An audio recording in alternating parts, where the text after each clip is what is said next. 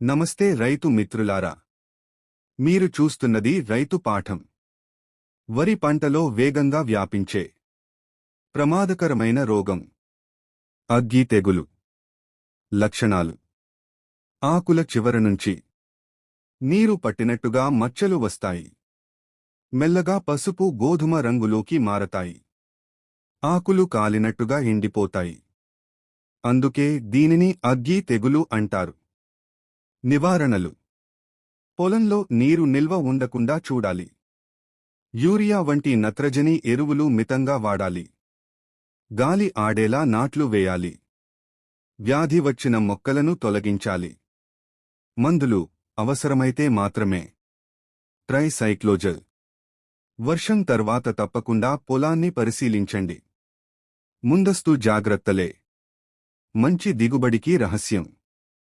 ఇలాంటి రైతు సమాచారం కోసం రైతు పాఠంతోనే ఉండండి.